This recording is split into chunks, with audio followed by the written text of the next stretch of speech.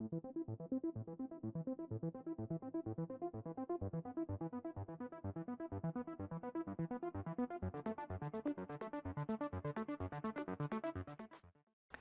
everyone, welcome back to the range. My name is Matt, also known as the Ammo Nerd over here on my channel. We love reviewing ammunition, digging into bullet macros and lengths and all the cool things that make up these cartridges. I have a caliber to review today that I don't do too often because I have to borrow my friend's gun, but no longer. We've got 50 BMG or 12.7x99mm NATO. This is a 725 grain solid brass load from PPU. Let's throw him on the table and talk about what we're going to do today. In full transparency, I myself purchased this ammunition from Sam at SG Ammo. He's been a huge supporter of our channel over the years, and he has a wide selection of ammunition from pretty much all over the world, from PPU to Tula to Wolf to Lake City, Winchester, Norma, etc. He's always getting in cool flavors of ammunition. Unfortunately for our 50 BMG, we only have our one barrel length. That is our 29-inch M107A1 from Barrett. At some point, I would like to try to see if I could contact them and get them to sell me a 20-inch QCB barrel so that we have two different barrel lengths when we do some of these testings. But likely the chance of me getting that is going to be 0. It's about 70 to 75 degrees outside and sunny today. Since this ammunition is rather expensive, it's like $36 for a box of 5, I'm going to try to shoot some groups and collect velocity off of this while I'm doing it, and then see what it's capable of and send you on your merry way. Now, I do not have the QDL suppressor for our M107A1 yet. That's the whole reason I bought this particular model over the M82A1. So if you've never shot 50 BMG before, I always recommend doubling up your hearing protection, especially if you are the shooter. This PPU brass is very nice, very shiny, got a very good annealing on there. I will note that there is a really extreme crimp on our case neck where those bands on our solid are, if you saw that in our macros.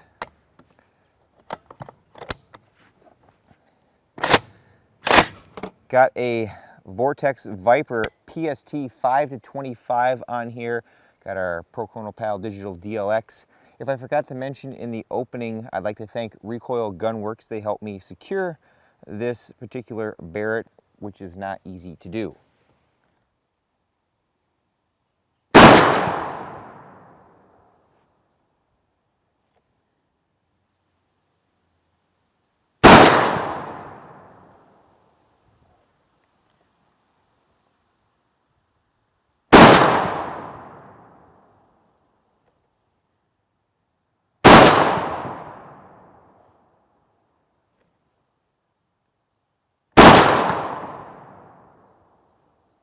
Not too bad. You guys can see the velocity. I wanted to protect my laptop screen in case that muzzle brake destroyed it. If you've never shot any 50s before, I would say shooting this is actually not too bad. Typically in the past when I've done any testing, I've used my friend's AR-50, and that's a single shot bolt gun, and that has a huge brake on it. That one has a little bit more of a larger, it's a gentle shove back. This one, because the barrel actually recoils a little bit into the action before it unlocks and cycles, I'd say this isn't bad at all. Now, I've shot a Winchester Model 70 and 30-06 before. That's just a, hunting bolt action gun with no muzzle brake on it. And that thing will actually leave bruises on my shoulder. But the other day when I first got this, I put 60 rounds through this, and my body was fine. Everything that I've read about our M107A1 and our 50 BMG says pretty much that, this is an anti-material rifle, not necessarily anti-personnel. So it's not really set up for, high precision in terms of accuracy. The bipod is fairly sturdy on the 107A1, but it actually rocks back and forth quite a bit. I would prefer that there would be some kind of maybe thumb wheel that we could actually tighten that tension up so it wouldn't rock back as much. And then the monopod back here only has little divots in it, and you have to undo a thumb wheel screw and then raise it up and down, and so you can't really dial it in. Now, Adjustable Bag Rider did see that I picked one of these up, and he's interested in making a bag rider for the back that would give you, thumb wheel control of 1.5 inches up and down. So we may look at doing that for this if we to do any more accuracy tests.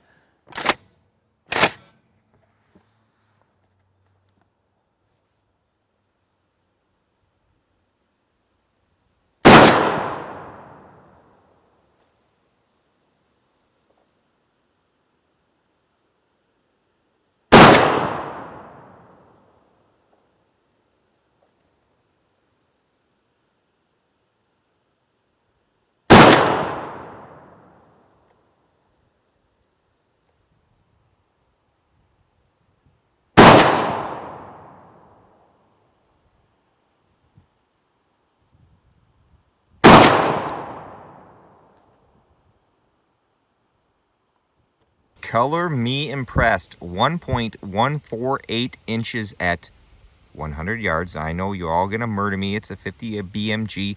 I should be shooting at 1,000, but I only have 200 out here at my dad's, and we're trying to get the gun sighted in, and I wanted to see what this particular bullet design is capable of, because I was shooting M33 ball and I forgot even back testing that in the AR-50. That stuff's like 3 to 5 MOA even at 200 yards, and I was getting frustrated because I wasn't able to hit some bullseyes when I was first sighting that gun in. So this is the reason I brought the PPU, and I want to give you guys a review on it because you can see how good that stuff is. I imagine if you're a hand loader, you can do pretty well.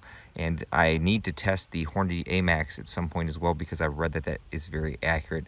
We will try to step out to 200 and see what we get there. It's a little bit of wind outside today, 70 to 75 degrees. Our first group was a little better, but this is 1.473 inches. Now I might have pulled that one. Like I said, I just got this gun, and whatever it is with large bore guns, there's always a little bit of flinch factor. You got to get used to the trigger. The M107A1 trigger isn't the greatest. So if you let me throw that flyer away, which you're not going to, this group right here of 4 was 0.832 inches. So this particular bullet, this solid brass bullet, is very capable of good accuracy. We'll step out to 200 yards and see what it can do just for a 5-shot group. Here's our final group with our M107A1 and our PPU match. Definitely earns the match name in my skill set.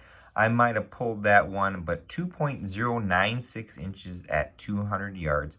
I pulled the monopod out and just used a squeeze bag because you can't really dial that monopod in for beans, so an adjustable bag rider will be welcomed here. But there you have it. Definitely lives up to the match name compared to other options. As a reference point to this video, these 8 shots that you see right here is just some Lake City M33 ball. Our first 2 shots were right there, but it seems like, I don't know if it's the more heat that we put in the gun or just the general inaccuracy of that particular bullet, but you can see that it kind of starts to open up a little bit. And like I said, this is at 100 yards, and when I was at 200 the other day, my group size was like way out here. Now there is a little bit of flinch and, you know, newness factor to that gun that goes into it, but I'm not that bad of a shot. Also note that a lot of steel targets in the 3/8 thickness are not rated for 50 BMG, at least not at 100 yards. That guy right there was an M33 ball. I forgot to move the target out of the way, and that's what happened. That hole is from our SMKH in 8mm. Thanks to R.A.N.G.E. for these targets. I think if there's anything to learn from today, it's that I'm an expensive date. We had really good standard deviation in our PPU load. Now we were around 200 feet per second slower than our M33 ball. That is a 650 grain load. This is 725 grain, so it is a little bit heavier, but when you're trying to shoot sometimes for precision or, you know, tight groups, adding a bunch of extra velocity depending on the bullet design and cartridge design is going to hamper your ability to shoot those tight groups. Now I always say your mileage may vary when it comes to our practical accuracy tests. I added these to our reviews a few years ago, and it's just to give you guys a general idea of what you could expect for accuracy out of your gun when shooting this. You know, if we get something that's completely asinine horrible, then we know there's probably something wrong with the particular load. For all my 50 BMG shooters, let me know in the comments below what you've found to be exceptional accuracy when it comes to a particular load. Let me know if it's like a brass solid or the Hornady AMAX, or if you've got a super special recipe. You know, share those with me down below, because I am looking to reload this. Also, again, let me know what your experience has been with the different presses and dies for this, because you can't use a standard set of dies and press to reload this. With all that being said, it's time for me to get the heck out of here. We've got back squats coming up, so I need my Z's and I need my grub so I'm nice and strong. But at the end of all my videos, I take a moment to thank all those who helped make this possible. Number one is my Patreon and Subscribe Star fans. I have a link tree below that has a link to those if you want to help support me, or affiliate codes like for Armaments, Armor, it's Buffman, it's 5%, and that gives me a sales commission. It costs you nothing. Number two is Recoil Gunworks, who helped me source that M107A1 for all of my future destruction videos. Number three is Sam at SG Ammo. Again, huge supporter of the channel, and he always has the good ammunition and a wide variety of it to choose from. And of course, number four is you all for watching. Until next time, I'll catch you at the range.